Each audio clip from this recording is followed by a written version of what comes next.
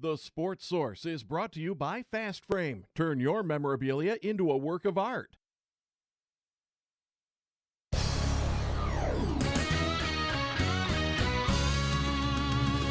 You are watching East Tennessee's first and only year-round sports talk show on television.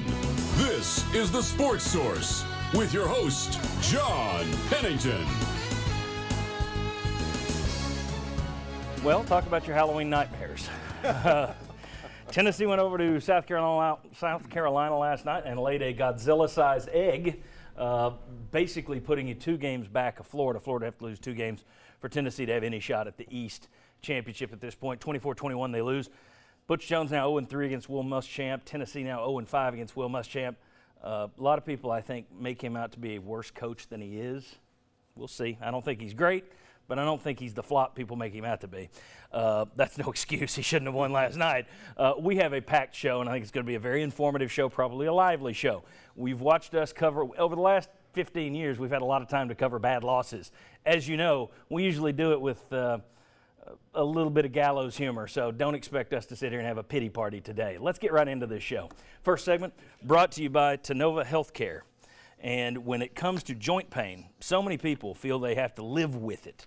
But with recent innovations, top-notch orthopedic doctors, Tennova can help you beat your joint pain. Visit Tennova.com to learn more about how they can help you with your orthopedic needs. Tennova.com. All right, want to welcome in the first round of panelists today. We have Bob Hodge, VFL Will Overstreet, Jimmy Himes, VFL David Ligon, and we have a special guest today.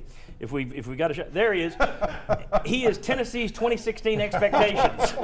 There they are. Tennessee's expectations for 2016 are no more. All right, guys. All right, guys. The Vols have now lost 3 in a row. All right, they haven't led in regulation since the Georgia game. That's Texas A&M, Alabama. Last night, not led. It's gotten bad. So my question, just you had an open date, so you got some guys back, but you're missing 3 starters from your secondary, et cetera. What the hell happened last night? You should rephrase. What the hell didn't happen last night would be. I'll tell you what, there were 2 plays that kind of summed it up for me. A team coming out of an open date.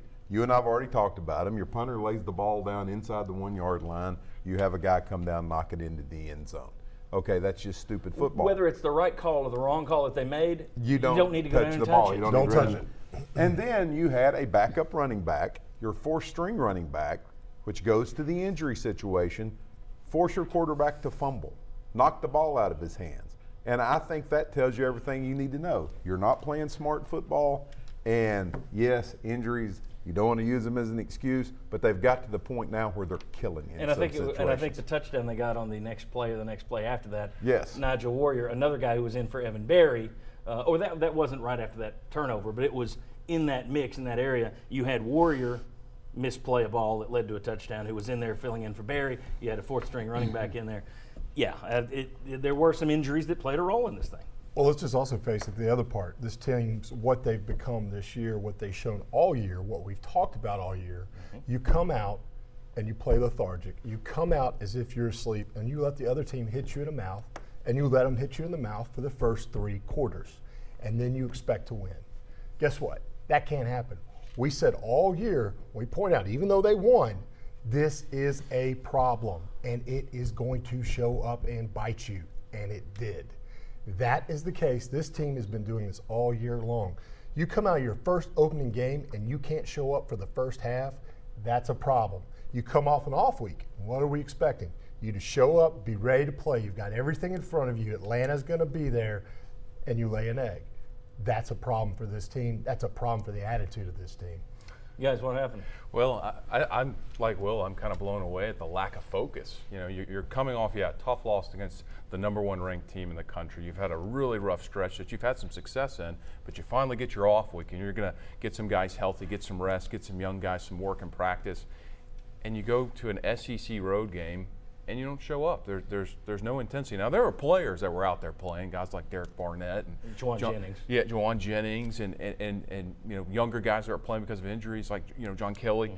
Hey, they're playing some good football, but as a whole, I don't get it. You still, for the most part, control your own destiny. Florida's going to drop a game. You go win the rest of them, you get to go to Atlanta and play in probably one of the greatest atmospheres in college football. It's mind-boggling. Jimmy, what happened? I misjudged Tennessee coming off the open date. I actually thought they were going to care. I thought they were going to play with energy. I thought they were going to get after it and play a cleaner game, and I was wrong. That game looked like South Carolina was a team trying to win the East Division instead of Tennessee. Tennessee couldn't run on a team that couldn't stop the run, not effectively. They couldn't stop a team from running it. They can't run it. They're worst in the league in rushing.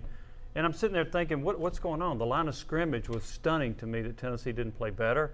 I thought Dobbs played probably his worst game against an unranked opponent. He didn't get any help from his offensive line to get that. But I just thought overall I was stunned.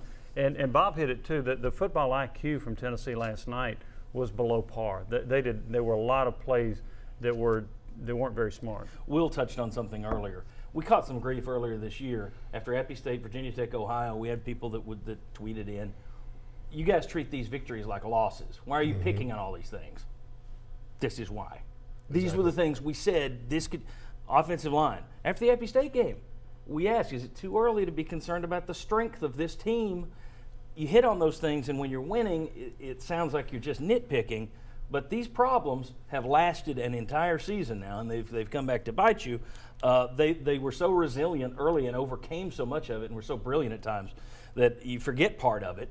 They could make you forget it, but they can't do it all season long. One thing we did show you, if you're not watching us on Thursday on Fox 43, the Sports Source Kickoff, or following us on Twitter, you missed this. Said this was our hidden stat. South Carolina had only allowed 7 plays of 30 or more yards all year long, first in the SEC. Vols have been terrible at turnovers and penalties all year. Can they sustain long drives? Butch Jones after the game said, well, one of the problems was we couldn't make any big plays. That was on our Thursday show. You need to watch us on Fox. That's on Twitter. Follow me there. But that was one of those issues. This team just beats itself up, gets back to that football IQ. I want to ask David Ligon very quickly. I had one VFL offensive lineman say the offensive line was horrible last night. It's their fault. Had another VFL offensive lineman tell me it was all Dobbs last night. You're a VFL offensive lineman. Line or Dobbs? Or both? It is both. There were times the line did not help him at all, but there were times Josh Dobbs had time in the pocket, and I don't know what his internal clock was thinking, and he's rushing outside, running into the rush. Instead of sitting in the pocket like a traditional quarterback and throwing the ball down the field. But there were a lot of mental busts. But this has been going on all year. I mean, there are physical issues on the offensive line where guys just aren't, big and strong enough. It happens occasionally when you have injuries and young guys coming up and playing. But the mental aspect is never an excuse. You should know your alignment and assignment no matter the defense you're playing against. Not this line. And you had the guys that you wanted back in there yesterday. Yep. It's game 8, and you still have bust after bust after bust. Will Overstreet, you got about 45 seconds here. He mentioned the internal clock. Jimmy mentioned the Josh Dobbs night. I agree with him. Worst night of the year. A lot of people are saying, well, he's a terrible passer. He hasn't been this year. You put in the drops, you count those as catches, he's at 65%. He's better than I thought he was going to be as a passer this year. Worst night of the year last night. How much of that, though, is due to the fact that last night in Alabama, he got beat to the ground. How much of that plays into a quarterback's mind? Do you think that's impacting Dobbs? Listen, guys get paid a lot of money to play defensive end in the league and get scholarships in college. And the one goal is, even if you don't get the sack, is to hit the guy and hit him relentlessly. Because guess what? His clock starts ticking. He starts throwing it when no one's around him. And everybody's going, what's he doing? Well, he's taking the time that he's only got 2 seconds because every other time he's dropped back, somebody hit him at about 2 seconds. Guess what? If I'm playing behind this offensive line, my clock's running very quickly. I can just tell you that right now. If you've seen this group, he gets hit all the time, and all the time there's somebody right next to him about to hit him. This group is causing him to play worse. There's just no doubt about it. Is that an excuse? He needs to play better, sure. But let me tell you, this offensive line is a major cause of his problems and some of the running game a lot of the running game problems. Okay. Every coach at some point, we talk about it on the show, you have a clock. At some point, it starts. It's like an hourglass. Once you turn it over, it may take 5 years, it may take 2 years, but once you lose the fans to a certain point, they don't get back on. Did Butch Jones start the clock last night? Did he hit the iceberg? Come on back on the Sports Source. We'll discuss.